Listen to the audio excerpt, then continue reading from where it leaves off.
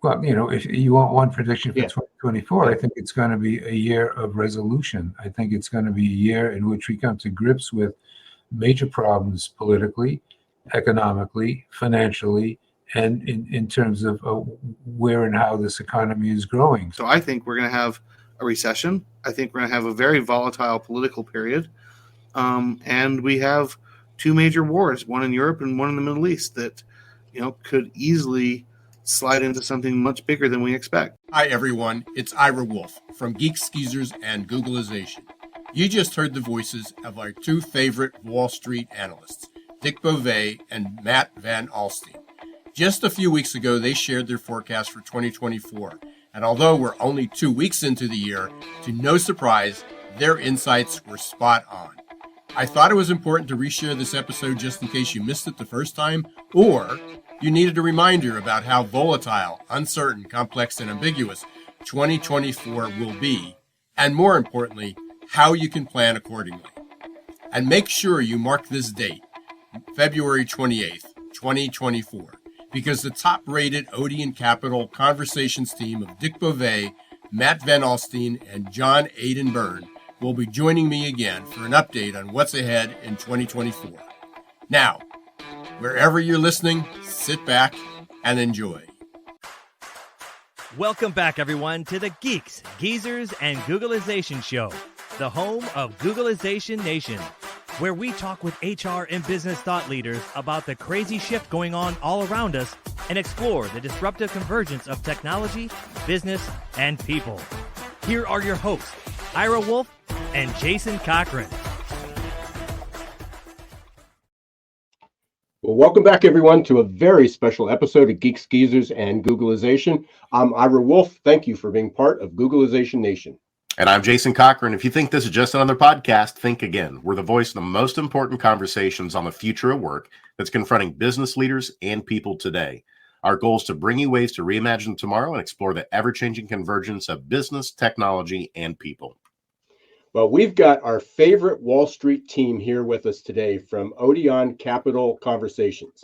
I can't believe we're talking about an economic wrap-up for 2023 and an update for 2024 already.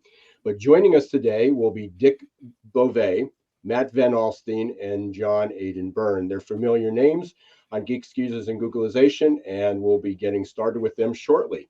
But we've got to ask the question, Jason, where did 2023 go? And for those who are loyal listeners, going back 12 months ago, we were talking about the likelihood of a recession, 8% inflation, and rising interest rates. The war in Ukraine had just started. Here we are 12 months later, and we've got a Fed rate of 5.25% to 5.5%, substantially higher than it was before. But we just closed the last quarter GDP growing at 4.9%, which hardly sounds like a recession. So we got to ask the question, what's going on and what lies ahead? Stay tuned. But before I bring on our guest today, I want to share a huge recognition that Geeks, Geezers, and Googlization just received. Actually, this morning, bright and early, 12:13 a.m. this morning, when I checked my email, we were the number one leadership podcast, according to Good Pods last week. We were in the top 5 management podcasts and number 57 in the all-time top 100. So we want to thank all our listeners, all our GGG Unleashed partners, Googlization Nation, and of course, all the listeners joining us today, and all our great guests that we've had. You can listen to any of our past episodes wherever you listen to podcasts, YouTube, or watch us on Roku now. But we've got a lot to talk about today. So let's dive into today's conversation with Dick, Matt, and John. Although these gentlemen need little introduction for our listeners, so Dick Bove, he may be the longest serving bank analyst on Wall Street today. He's been doing this for over 50 years. He's the chief financial analyst at Odeon Capital Group, and you've likely seen or heard him on shows like CNBC, Bloomberg News, Fox Business, maybe CNN, or you read one of his 10,000 plus print interviews or forecasts. And then we've got Matt Van Alstyne, who's co-founder, owner, and managing partner of Odeon Capital Group, which is based in New York City. And Matt and Dick team up each week for their Odeon Capital Conversations, which is hosted by our friend John Aidan Byrne, who's an experienced and Wall Street business journalist and editor and successful podcast host and producer. The show is now ranked, the podcast is now ranked in the top 2% of all podcasts, and it's one of the top-rated business podcasts on Apple. He's also host of the very popular Dig Life Deep podcast, on which I visit each episode for an update on future work called Future Shock 2.0. So we have a lot to talk about. Let's dig in and welcome, gentlemen. We'll bring to the stage Dick and Matt and John. Welcome back, guys.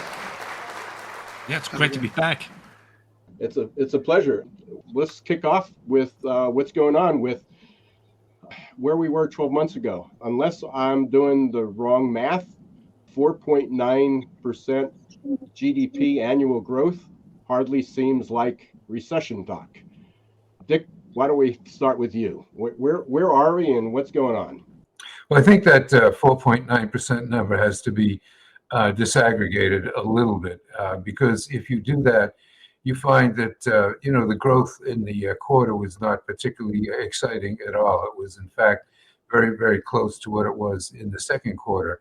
And the reason I say that is because there was this immense increase in inventory building that occurred during the quarter, and that had this impact on the number that would cause it to go up to that 4.9% rate.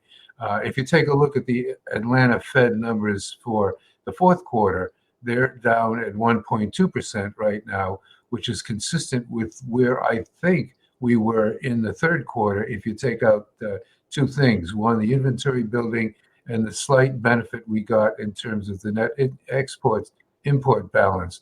So I don't think that it was a very strong quarter. I think it was a quarter in line with what we've seen for most of this year. And I think that since we're not going to get, the two benefits that we did get in the third quarter, I think there's still a very good chance that we could slip into a recession. Matt, what's your take? I think I completely agree. I think Dick is right. And, the tell here is the Atlanta Fed has a tracker called GDP Now, which it's a fun way to go in and just see where they think, GDP will ultimately end up. And they came into the quarter and they're more of like a concurrent type measurement. So, they're measuring at the end of October, they're getting ready for measuring November. They change their measurements quite frequently. Near the end of October, they were saying 2.3%. I'm talking about for Q4.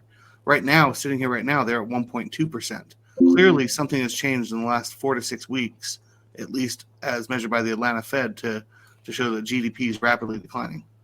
Sounds like we're still in the same situation as we were, that there's a potential recession coming, could be, hopefully it'll be a soft landing.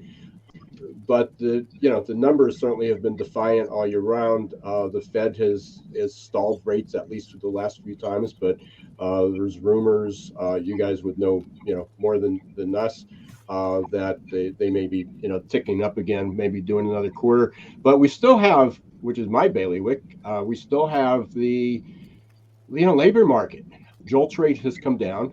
We no longer have 3, 4, 5 job openings per person, but we still have like 1.5 job openings per available employee. We're still at 3.9% unemployment.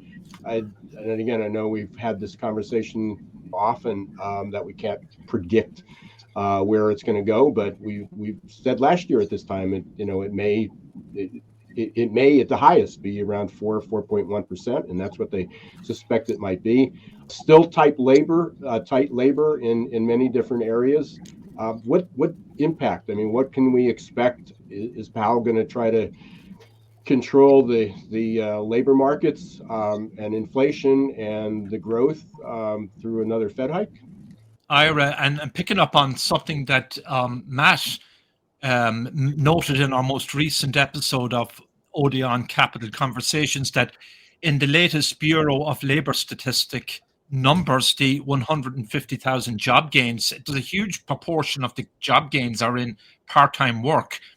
And so the conclusion was that many more Americans are working part-time jobs to make ends meet. It's a sign of stress, and also the rise in auto delinquencies and just consumer debt has soared in recent months. So that's something to watch out for.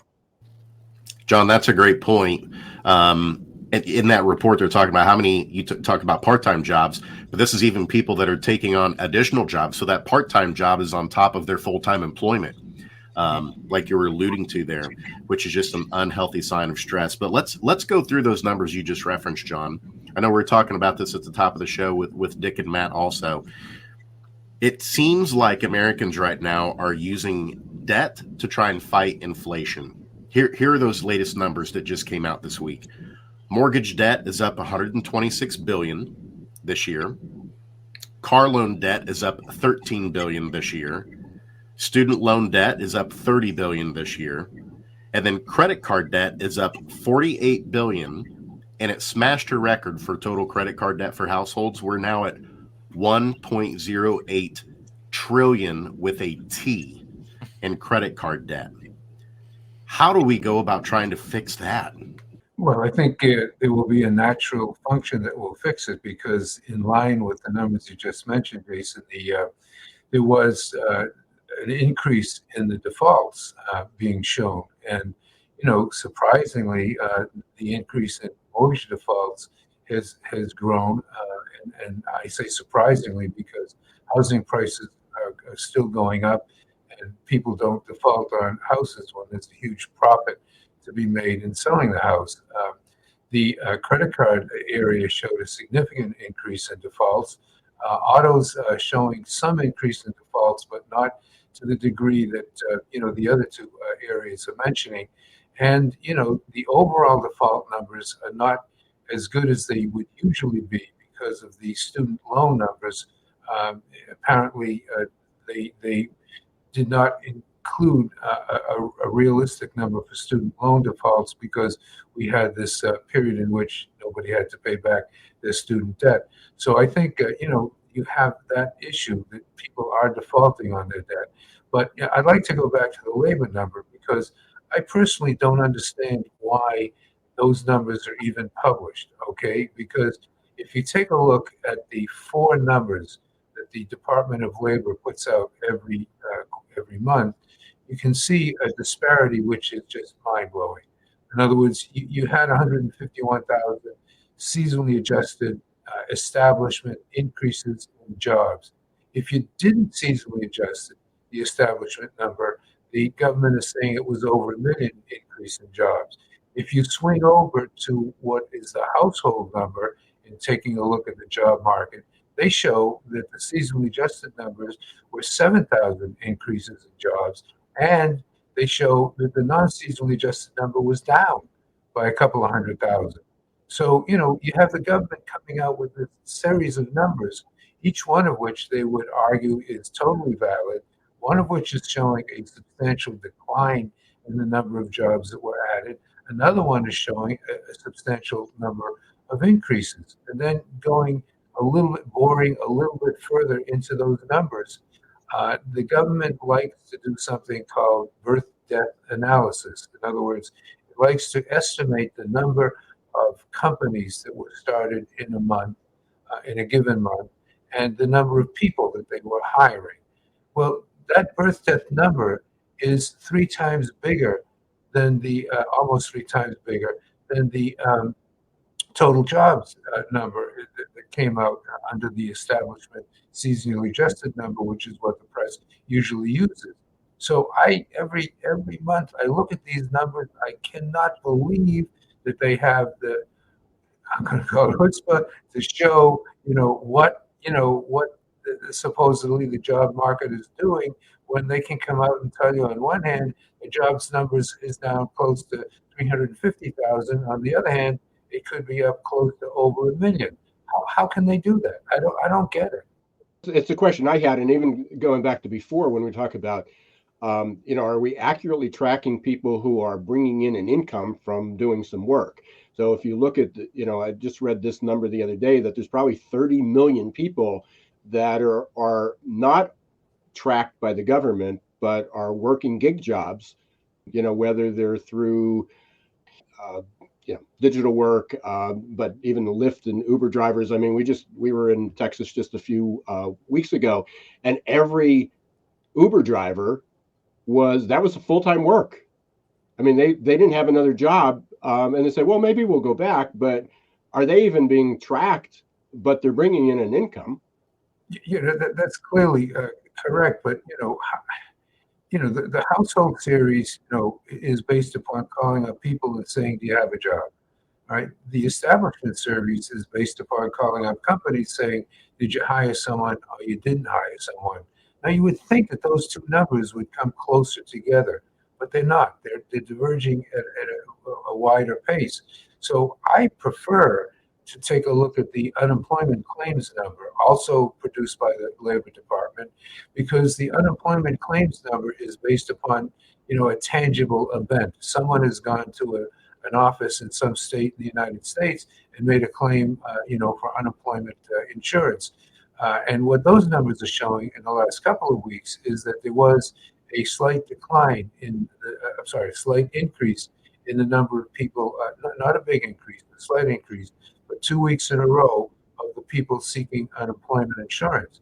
So my view is that the job market is weakening, that, there are a lot of excess laborers in companies, and my feeling is that we will definitely go through 4.25% in terms of unemployment, and I think it's going to ultimately get at the 5.25% level before it stops. I guess my I want to say counter argument, just throwing this out to you, Dick. If they're not if you're going by, if you find the unemployment claims more reliable, if you have that many gig workers, they can't file for unemployment, Right. because they're independent contractors. They're not working for anybody. Yeah, no, you're right. You're right, Ira. And the point, Ira, is that basically these numbers can't be done accurately. That's what I'm trying to demonstrate by throwing out all these wide array of numbers. These people at the Census Bureau and the Department of Labor, they work diligently. They're very honest people. They're trying to do the best job possible, but the job that they're trying to do, I think, is beyond their capability. And I think that's true of a lot of the government numbers that we get and we tend to rely on so heavily. I just think that, attempting to look at a nation of, I think, 360 million people, how many of them are working, what the GDP is, what they're buying, etc., is a mind-blowing job. I find it interesting also to disaggregate the numbers to see where the increase in jobs are occurring. And what I find very distressing is that manufacturing jobs are not increasing; they're going down.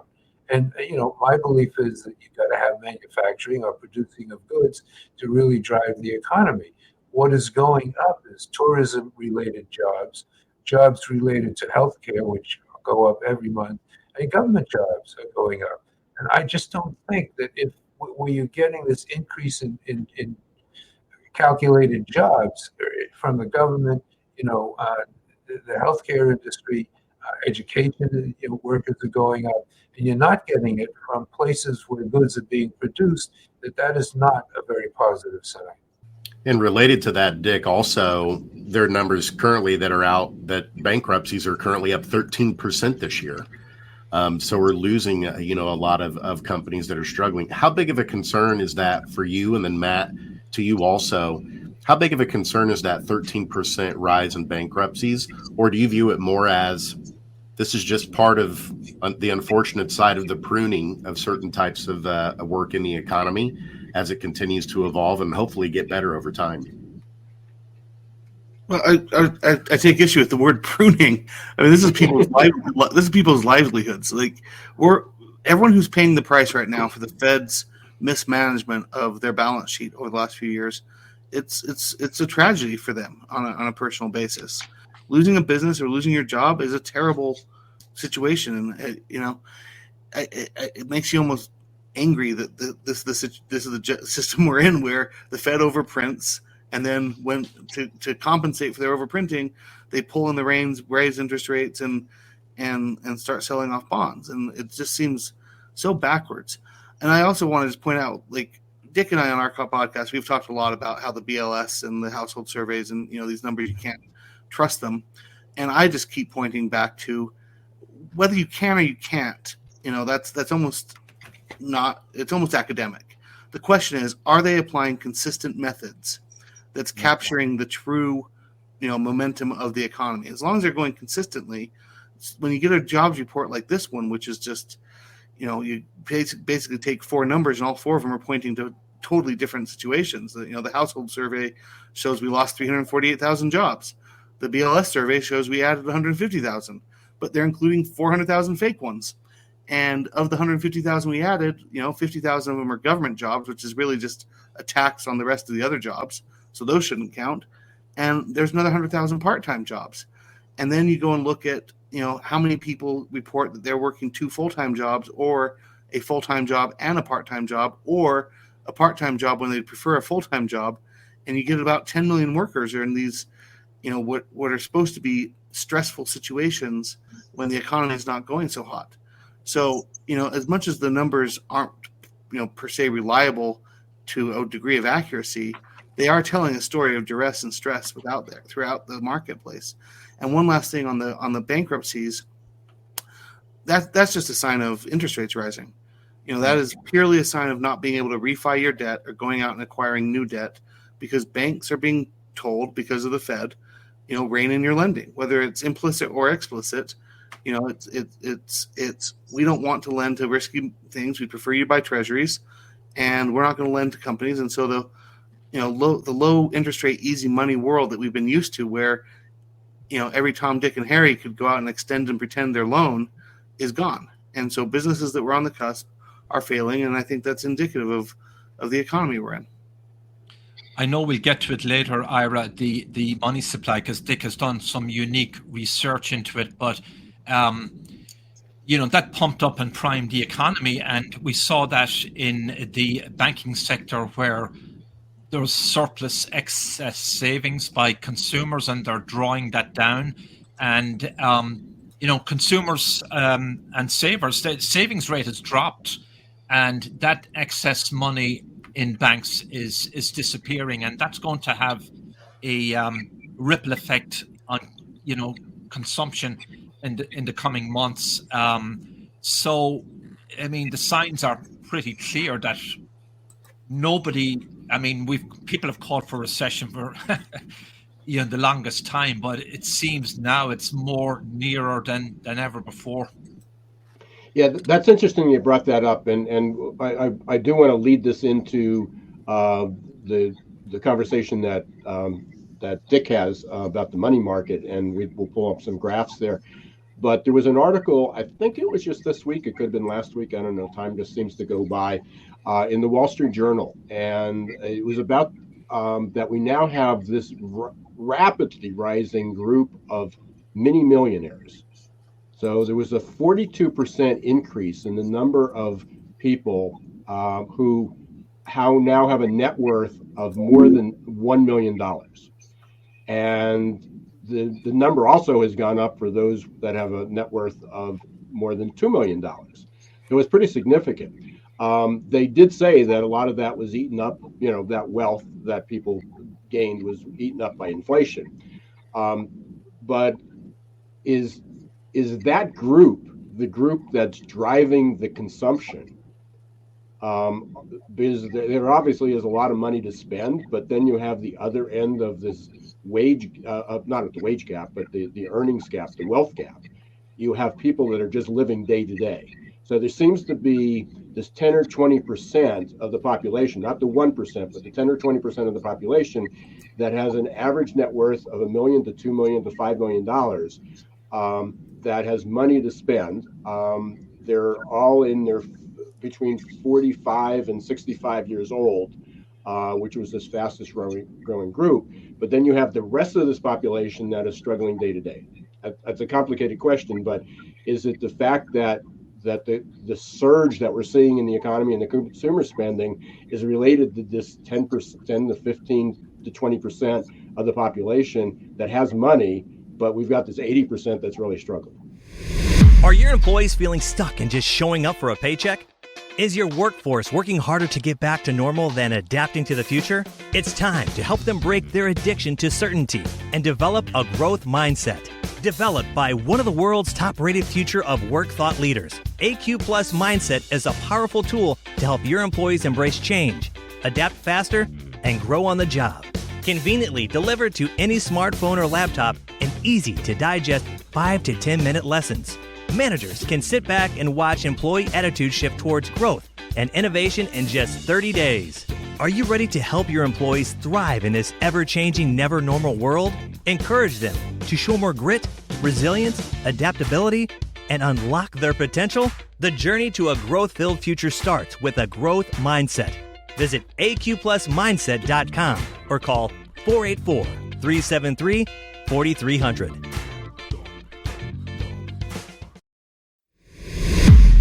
Yeah, I want to broaden what you just said because, and I want to quote three sources. One, Bank of America recently put out some data indicating that the net worth the amount of assets being managed in the United States has jumped from 25 trillion 10 years ago to 65 trillion today. $40 trillion increase in 10 years. 200 years to get to 25 trillion, 10 years to get to 65 trillion.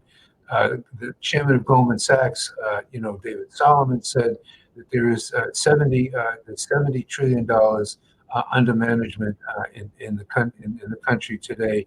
And, the chairman of Morgan Stanley indicated that he's very confident that Morgan Stanley will reach the $10 trillion mark in terms of money being managed.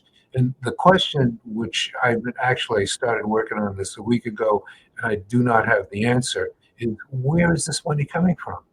How can we have a $40 trillion increase in 10 years and a $25 trillion increase in 200 years? What is happening which is causing this to occur? Now, in the initial, and again, I have nowhere close to answering this question, but in the initial forays into the numbers, I discovered that, we've got $140 trillion as being the wealth of U.S. households. $140 trillion. Now that includes their real estate, and includes, the other implements that they may own, but the bulk of it is financial in nature. What has happened? Is it, huge government deficits, which resulted in massive money creation? Is it, the fact that, the dollar has been rising and interest rates in the United States are higher than they are elsewhere in the world, and that's sucking money in, to the United States from elsewhere in the world? I don't know the answer, but I just cannot believe that there is that much money around, and I cannot believe that it's going to continue to grow at the pace that it's been growing. Matt, I can see the wheels spinning. That Ira, that you mentioned that 20% of the growth in the millionaire class, and some of that could be inflation, of course. But the savings rate the excess savings rate has been spent out, and it's the group in that 1 million, the high net worth consumer that has, that excess savings to spend out. But most of it's gone. I think we're down to 500 billion in excess savings. So, but it's held by that affluent group, the amount that's left, which is sort of interesting and ties into what you and Dick were talking about. Matt, I was just thinking the basic formulas you learn in macroeconomics in college, which it's if you have the investment plus government spending minus taxes has to equal private savings, plus imports minus exports. And so, to see this much growth of domestic savings almost belies the export story. And I'm just trying to sit and think, where am I getting this wrong? And I don't really have a good answer. I feel like the answer has to be explained somewhat, at least, by inflation. because when we measure inflation in the United States, we measure the price of consumer spending, whether it's on goods or services, but it's consumer spending. But what doesn't really get captured in that is the overall inflation of household wealth. And, I kind of wonder if, we've been on a tear for houses and home prices in America, that if you just look at it as one house, there's just one house in the United States, and that's our housing supply. It's gone up almost 2.5-fold since 2000. I think it's almost threefold since 2000. And so I kind of suspect that that's the answer of where these assets are coming from, is people are getting mortgages or not paying off their mortgages quickly because they have these super low interest rate mortgages that they got. Hopefully it's all of us. We got in 2020, and with your excess money, you're not paying off your debt, because why would you? And you're putting it into other investments. And I think that's why it's showing up for me to square the circle on where this money is coming from. I think it's coming from household wealth, to answer Dick's question. I want to come back to labor a little bit, and it also may play into where the GDP was and some of the unemployment for the last quarter, but it's obviously going to change with layoffs and strikes. So, we had the layoffs from in the automotive industry. We've had a lot of layoffs, but they're still not anywhere near where, what the record was. It's certainly a employees market. Where does that fit into your updates or forecasts or projections for the future? I mean, and again, and we haven't even touched on wage growth yet. Well, the UAW strike, struck me as being kind of interesting because, one can make a compelling case that, if management is increasing its income by 20-25%, if the corporation is increasing its profits by, a sizable amount, that they've got to share some of that increase with the laborers. So, the laborers get the increase, right? And what does that do? In my mind, all I think of, it's increasing the sale of Toyotas and Nissans and other, foreign cars, because basically, Americans are not willing to pay for this increase in labor in terms of the increase in cars being sold. So I think on a net basis, if you add in, we always talk about manufacturing being weak. If you add in the impact on manufacturing that this is likely to create, and you add in the impact on inflation that it's likely to create, I think that overall it's not positive for the economy. It's very negative. The ISM numbers came out last week. I think it's what Institute of Supply Management, which shows what corporations are thinking of doing in terms of ordering goods, hiring people, increasing their prices, et cetera. And, the service side of the economy, showed, a moderate increase, not as much as it had been increasing, but a moderate increase. The manufacturing side of the economy showed devastating decreases. I mean, if these numbers are anywhere correct, the manufacturing sector is already in a recession. So I think that much as people do deserve increases in their income, and much as there seems to be a significant skewing between the upper, if you will, income earners and the lower income earners, there's got to be a better way of reallocating funds throughout the economy, because I think that these strikes are not positive. They're not positive for increasing GDP, and they're not positive for holding down inflation. Dick, is this where this concept of universal basic income could eventually kick in at some point to help mitigate the gap between the haves and the have-nots? I think it has to, right? I mean, it just, we're seeing this, the Gini index for the United States, the last time I looked, was pretty close to the one for Haiti. And that's really devastating. That's not good at all. So I think you're right, Jason. At some point, there's got to be a reduction in the gap, which tends to grow on a regular basis. Hey, Matt, it looked like your eyes were going to pop out of your head when you said that. Yes. Me and Dick agree on so many things, and you know,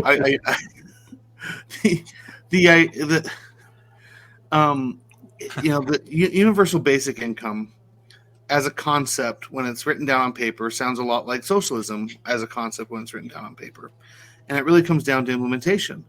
And you know, we agree. Obviously, the Gini coefficient, you know, comparing us to Haiti is just. I feel like that's just kind of like titillating. It gets you excited because Haiti is clearly a poorly run country, and we're not a poorly run country. And when you're comparing the richest people in Haiti to the poorest people in Haiti, you're talking about people who live Western modern lifestyles with air conditioning and flush toilets to people in extreme, absolute dire poverty, which is not the case in the United States. The wealth and the rich and poor gap in the United States, people who generally have flush toilets, air conditioning, cell phones, cable TV, and drive cars. And the question, how many cars do you have, and how easily can you afford it, and where you get your money from? Is it from government handouts? So I don't feel like throwing words around like, oh, we're just as bad as Haiti, you know, advances the argument so much. And the problem really is in America, when we're talking about a UBI, because of our tax system, you're by and large taxing the highest earners in America to subsidize the lowest earners or people who aren't working in America. And that won't really make a dent in the Gini coefficient because the highest earners in America are a massively disparate group from the wealthiest people in America. And the wealthiest people in America, the wealth transcends generation after generation after generation.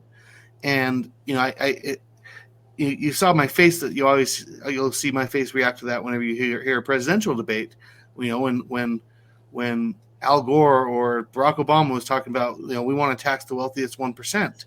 Well, that's a lie. They're never actually talking about taxing the wealthiest 1%. They're talking about taxing the 1% highest wage earners, and those are different people. Because if you're in the wealthiest 1%, by and large, your income comes through dividends, through collecting on your tax-free munis. You know, I live in the state of Colorado, and one of the richest people in our state is our governor. And for 5 or 6 years straight, while he's been governor, he submits his tax returns and he doesn't pay any taxes. How can you be the richest person in the state and not pay any taxes? All he owns is tax-free munis. He has 400 million of them, and he makes, you know, $15 or $20 million a year tax-free and doesn't pay income taxes. And then you compare that to, my guess is every single one of us on this podcast makes significantly less than $20 million per year, and we're paying probably roughly between a 40 and 50% overall tax rate, depending on your state. And so, you know, we need a better system. And, you know, I always complain on our podcast that what we don't have in America is we don't have leaders, and we don't. You know, look at our president. He's given one Oval Office address, and it really was to rah-rah us getting involved in 2 other countries' wars. Not really, you know, a unifier, not really talking about the real problems. He's never once talked about Social Security, which is going to go bankrupt in less than 8 years. When it goes bankrupt, by law, Social Security benefits are going to be cut by 27%. Same with Medicaid and Medicare. These are actual crises facing our country, and we don't have serious leaders addressing them. There's no one in Congress talking about this. There's no one in the White House talking about this. And if you want to fix the Gini coefficient, we have to change in America our taxation system so that we can actually reduce the wealth gap. And, you know, I am the first person to be against wealth taxes, you know, and you know, it gets suggested that maybe we need to adjust the capital gains tax or the death tax. But if your goal is to fix the Gini problem, the Gini coefficient problem, you're not going to solve it with an income tax redistribution program. I might just add here also that the COVID spending, the largesse that was spent by the government during COVID, and obviously we had a serious emergency, we risked America facing or heading into a major depression that fueled, right, a lot of this rising income inequality, because a lot of it subsidized banks and wealthier people. Well, ignoring subsidizing banks, the PPP didn't distinguish between businesses that desperately needed the money and businesses that certainly qualified for the money. And so the average business owner, I believe, got something like $250,000 of just tax-free cash handed to them and the average citizen who wasn't a business owner got on average something like $2,000 or $3,000 throughout the whole PPP. So yeah, that was a complete handout to the wealthy. It probably saved a lot of jobs though, because if you didn't need the money, you still had to pledge you weren't going to do layoffs. And so if you're planning on doing layoffs, because don't let a crisis go to waste. It's easier to do layoffs when the entire country is shutting down and no one can question your decision making or your stability to stay in business. But PPP probably stopped that. So I feel very I debate that one, because if the goal was to save jobs, it seemingly worked. If the goal was to get the 1% richer, that also seemingly worked. Yeah, I guess my bigger point was that while the poorer people in our country and in the world do need a lift up and certainly need our compassion and so on, and the government can get involved, but governments historically have been shown to be pretty poor administrators of any capital programs. They've really created major fiascos. So, this universal income concept might sound grandiose and wonderful, but I don't know how the government could properly get involved in something like that. I really agree with that last statement, and I agree with Matt's statements about the fact that taxation policy is not going to resolve the issues at all.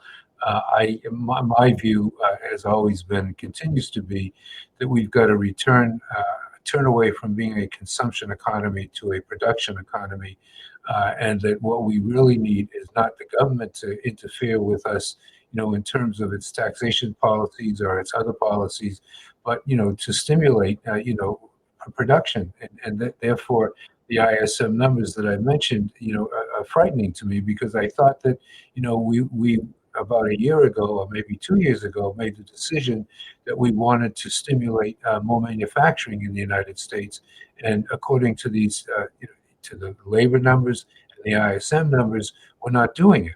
But to me, the only way you can really adjust the imbalance, in terms of the wealthy and the less wealthy, is to create income.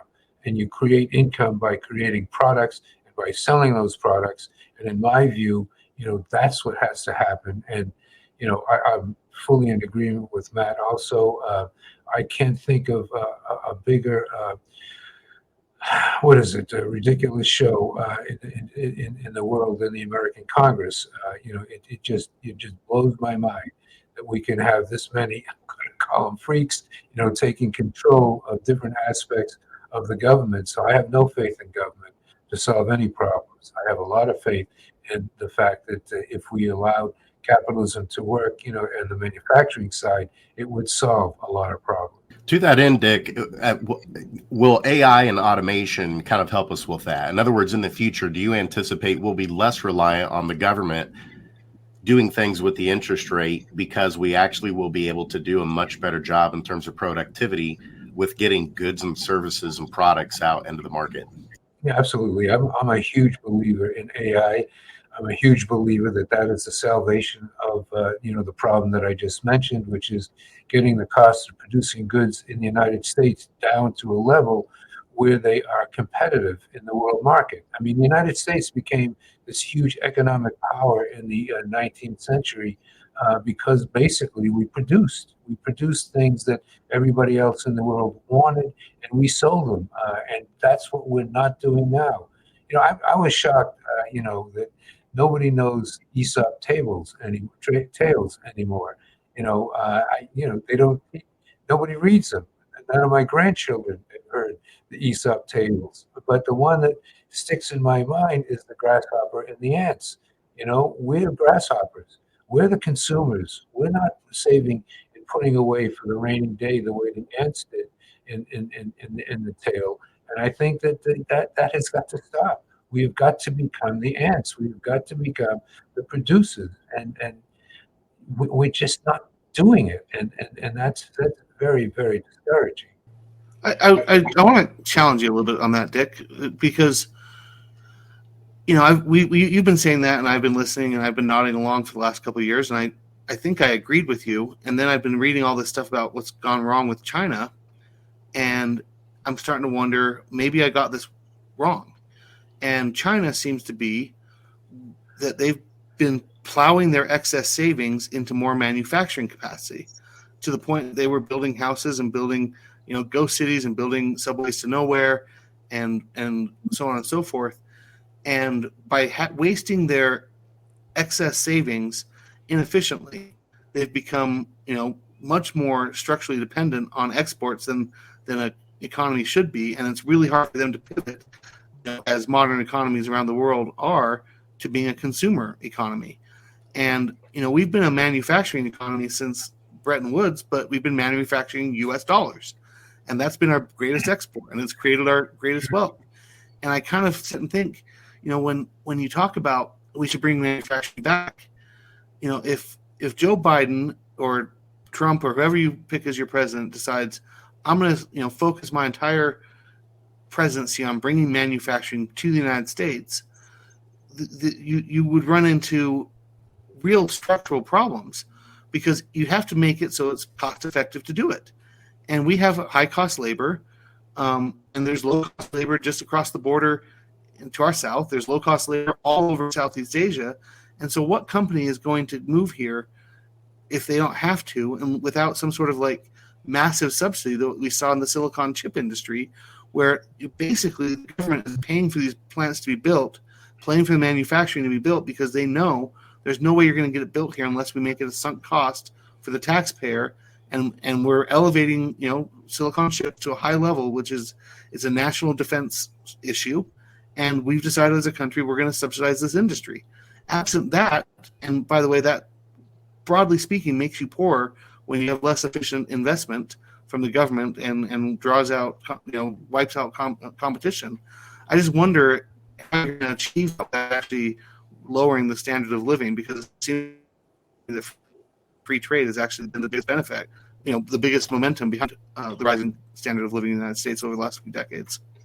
I think an argument could be made that China's problem was not that it generated this huge set of surpluses from manufacturing, but the way they allocated the funds that were created. I mean, in building these cities of supposedly were supposed to get to the point that they were able to handle 1 million people, and they built, I think, some 40 of them, and nobody is living in them. I think that was a bad allocation of funds. They put the money into real estate. Why didn't they figure out a way to put the money into the hands of the workers? And the answer there is clear, because if the workers got significant increases in pay the way they did in Japan, then China would not have its manufacturing edge around the world. So, I mean, all this stuff is really complicated, but I really do. I think I'm in Jason's camp when he says AI is one of the major ways to solve the problem. We've got to come up with technological answers which allow us to create products, as I say, which are low cost and very useful and can be sold to the world. And I think it can be done. I don't think that we need the government to do it for us. I think it can be done. And it should be noted also, Dick, that even though the numbers show manufacturing is slumping at the moment, and it's in a bad way, but there have been subsidies, and say what you will, for to help in the chip sector. You had the Inflation Reduction Act and the CHIPS Act, and so there is evidence of a lot of manufacturing, fresh manufacturing opening up in various regions in the country.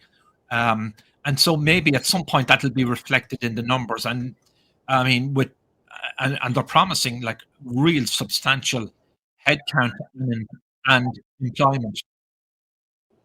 Well, I think that you're correct. But it's kind of, when I take a look at this chip situation, the point is that basically there's been massive delays in getting these plants underway. There's been, all sorts of, local regulations and requirements which are setting back getting something done there, and therefore, the government could help there by getting rid of a lot of these issues and these problems, which unfortunately it's not doing. But I mean, again, I do think that if we put all of our, if you will, knowledge and capabilities focused on, how can we produce these products? I won't repeat what I said 6 times already. It will work, and I do think it will be done because it must be done. So we're about 50 minutes into this. We just have a few minutes left, and we haven't talked about a few really, I won't say hot topics, but certainly table topics. One is Gaza and Ukraine. What impact? I mean, I know you guys can't forecast what's going to happen with that, but it's obviously a huge issue. What impact might it have on our, on 2024? Well, I have done a lot of reading on Russian history, going back to when I was in college. And it strikes me that if you go back to Alexander Nevsky, Ivan the Terrible, Peter the Great, Catherine the Great, one thing that emerges in Russian history, which never changed, is their desire to empire build. They always, 1,000 years, they've been doing the same thing. And if you go up to Stalin and the Soviet Union, they did create an empire, every big as the Roman Empire, and every bit as possible. When the Soviet Union was broken up, there were 23 countries created from the breakup of the Soviet Union, and Russia is still, got this, biggest country in landmass in the world. So the net effect is, I think that, this is another push on the part of another oligarch or czar or whatever you want to call him, emperor, to rebuild the Russian Empire, and I think that it has to be stopped. I mean, at least from my perspective, because I don't think there's any will to not do it. And if you read the stuff that is being written today, it would appear that an oligarchy was set up in St. Petersburg, at the time of the destruction of the Soviet Union, and that this group of people, gained control of the Russian government and gained control of the major industries in Russia, and that basically they want to expand their control. If they get Ukraine or Poland or the Baltic states, which they believe, I mean, Peter the Great conquered them, and they believe that they are truly Russian, countries. Then these oligarchs will increase their wealth. I don't know why they have to, since they're billionaires, multi-billionaires, but they will increase their wealth enormously, and the Russian empire building, which, as I say, go back 1,000 years and find any evidence in the history of Russia which says that these guys are not empire builders. But it will continue, and I personally believe it's got to be stopped. My little joke is I think who would have predicted that Hamas will stop the war in Ukraine? But I think that's the outcome of this. Is I think America, is looking around the world and they're like, who are our allies versus who are our conveniences? I disagree with Dick. I feel like the Ukraine war clearly has been a stalemate from a particular point in early in the war. You basically have borders that don't really shift more than a few miles, a few hundred yards every now and then, and those borders are plumb full with landmines. And this is kind of how World War II or World War I had to end, which is you're not going to really shift the land battle. You're running out of money, you're running out of men, you're running out of soldiers, and you're going to have a peace deal. But go to your main thrust of your question, which is how does this affect the markets? I don't think the markets care at all, except for does this turn into World War III? If you get into a war with Iran and the Hormuz Strait is closed and oil prices go through the roof, then that's going to really clearly impact the markets. If there's a breakthrough on Russia's, Western Front or whatever you want to call it from the Donbass, and they, start looking like they're heading toward Kyiv and heading into Poland or Romania, then you've got World War III on your hands, and clearly the markets will react. But if this stays as a war in Ukraine and, Israel versus Hamas in Gaza Strip, it's not going to have, any material impact on the global economy, in my opinion. Yeah. Let me throw this to you, Matt, because I think we had this conversation before in a prior one about real estate. So we work, crashes and burns for the second time. Yeah. The cost of these or the value of these properties is tanking. There's more and more companies that are cutting back on their space and looking at conversions. Is it just going to be news and it makes good headlines, or is the commercial real estate market a problem? I suspect that there are some banks out there, and I suspect there's some private funds out there that it's going to be a problem for. But I don't suspect that it's going to be a problem, like 2008, where this is the leading cause of the economy going to a screeching halt. I think that's going to be something else.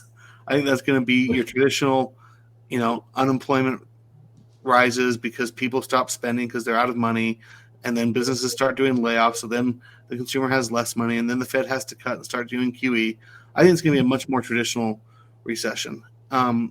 In terms of, the office buildings, like everyone, it's not like jingle mail when you're mailing in your house key because you can't afford the mortgage on your fourth house that you got with a liar loan, and that's your easiest option. These are commercial real estate buildings by and large. They have tenants who are by and large probably wanting to keep their space or paying on time. And when it comes time to renewing, you look around the city or look around your neighborhood and you're like, oh, for the same price, I can get a nicer spot. And eventually that building that gets vacant, will have a clearing price. Maybe it gets converted, maybe it gets torn down, maybe it stays empty for a while. But this is on a rolling basis. There's no moment in the time where everyone who's a commercial real estate tenant mails in their keys because they can't afford it because there's no more buyers, because these leases are unrolling. And so I feel like it's going to be a much soft, like more of a speed bump type problem. It'll be in the news. Certain banks will fail if they overextended to a particular building or a particular region. But by and large, I feel like the risk is really spread out amongst the entire financial system, and it won't be the headline news that everyone's kind of predicting.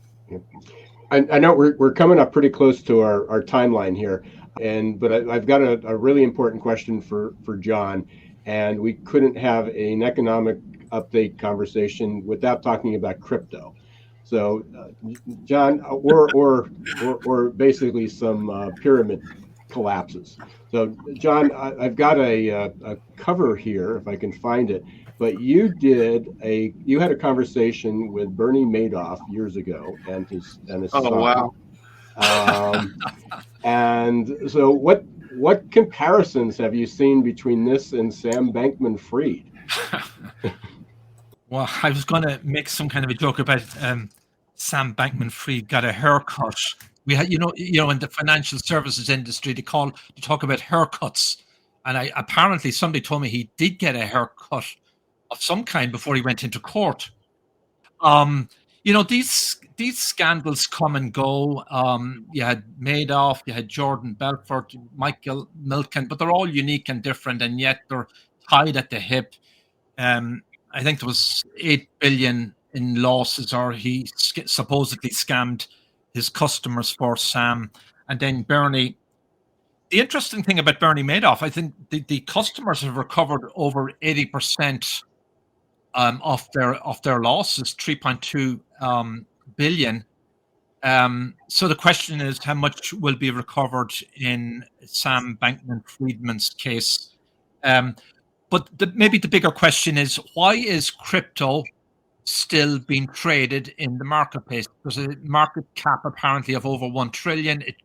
It's obviously tumbled from over 3 trillion. I'm puzzled, and I cannot make sense of that. So I don't know, maybe Sam had something to do with that or not to do with it, but he'll be sentenced in March, and apparently he's looking at 100 years in prison or something, and we'll see.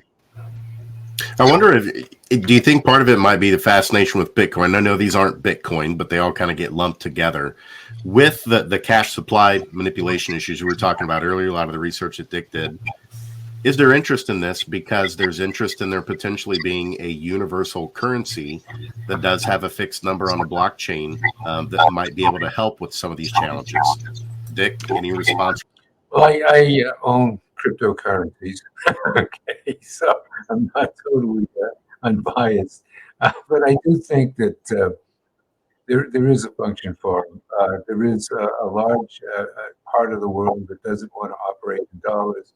It wants some type of universal currency that it can work with, and I think that's one driver. I think gold is now coming back strongly in price, but I mean, I think that there is a desire to use these currencies as a hedge against inflation. I think countries have moved their currencies into the Bitcoin area. In other words, the dollar is a cryptocurrency. I don't care what people are going to argue to say that it isn't, but simple story. I once was interviewing the CFO of Wachovia Bank, and I said, "Can you show me my money?" And he said, "What are you talking about?" I said, "Can you show me where my cash is in this bank?" He says, "Well, we don't have cash in the bank. It's on our computer system." So I said, "How do I know your computer system is any good?" And then he got so mad I had to drop the subject. But the point is, the dollar is a digital currency. I mean, it's to assume that it's an actual physical piece of paper currency would be a mistake. So I think we're trying to evolve into what the situation is going to be with the advance in technology, the massive increase in the numbers of dollars or other currencies that can't be used physically. It's got to be done digitally. And I kind of have a feeling that the cryptocurrencies are going to find a piece of the action, so to speak, there. So Sam Bankman-Fried may have been doing a Ponzi scheme of some sort. I don't know. He clearly was handed some pretty stiff, if you will, setbacks. But the point is, I think that cryptocurrencies are going to be with us for a long time, because I think digital currencies are now in the mainstream. Dollar, euro, etc. Yeah, Dick, I apologize. We're probably not going to get a whole lot more. We don't have a lot of time to dig into the money supply, but I do want to get everybody's take on what the kind of forecast, prediction for 2024. Well, if you want one prediction for 2024, Yeah. I think it's going to be a year of resolution. I think it's going to be a year in which we come to grips with major problems politically, economically, financially, and in terms of where and how this economy is growing. So I think it's going to be a very exciting year, in the sense that it's going to be a year in which we are going to resolve a lot of the problems that we're dealing with right now, that we're going to set ourselves on the path of a sustainable resolutions, and I mean economically as well as politically and financially. And therefore I think 2024 is a year of great promise, and I think by the end of 2024 we're going to be looking at an entree into 2025, which is going to be very, very positive. Can't wait to get all you guys back for next year. Matt? I would love to have whatever Dick took before he had to join this podcast. What I see in 2024 is I see two despised presidential candidates leading their tickets and seemingly inevitable. You have both parties not liking their candidate for various reasons, and the war in Gaza has really showed a split in the Democrat Party, which is much more pro-Palestinian than I think any party has been, since Israel was founded. But the Palestinians are not, the automatic losers if you go and poll Democrats. They have a lot of people that are sympathetic, and you have a convention in Chicago where you have an unpopular president fighting an unpopular war. That happened before in 1968. And if we can get through 2024 without a recession, it'll be the first time ever that the yield curve has inverted and you haven't had a recession within 12 to 24 months. So that would be, precedent setting. And it doesn't seem like, the job market is there. So I think we're going to have a recession. I think we're going to have a very volatile political period. And we have two major wars, one in Europe and one in the Middle East, that, could easily slide into something much bigger than we expect. So I love Dick's optimism. I just don't see how you you draw the map that's the likely outcome. That 2024 is this big appetizer for a gangbusters 2025. John, it looks like you're the tiebreaker. Yeah, well, I kind of agree with some of what Dick said and Matt said. I think it's going to be the year of the great reckoning. We would all love to see the wars end. There's nothing welcome in war except in its ending. Some famous guy said that we're going to see Sam Bankman-Fried show up in court. He might actually get a haircut this time. I think we're going to see increased polarization in America. I think the presidential election and the debates are going to be rise to the level of potential fiascos. But in the end, we'll all come together as Americans and as world citizens, and we'll come out of the worst eventually. And on a positive note, somewhere in there. No, I appreciate it. This has been incredible, guys. This was a great conversation. Again, apologize, Dick, we didn't dig into your money supply graph, but you can get much more of that on Odeon Capital Conversations. As I know they talk about that all the time. I highly urge you to go up. You can get it on Apple, Spotify, all your popular podcasts. We won't see you again until the beginning of the year, but can't wait to get you back in the beginning of the year. Continue this conversation. We'll see if we're still headed toward a recession, where the wars are, what the politics looks like, if Sam Bankman-Fried got his hair cut, all the pressing things. But have a happy holiday, a good new year, and we'll see you in the beginning of the year for our next update. Very good. Happy holiday. Happy holiday. And we want to thank everybody, Googlization Nation, all the listeners. Thank you for being part of our community, for listening to Geeks, Geezers, and Googlization. Thanks to Dick, Matt, and John for being such great guests and good friends of the show. So until next time, don't let the shift hit your plans. Thanks for listening to Geeks, Geezers, and Googlization. This show was produced and edited by Hilton Productions.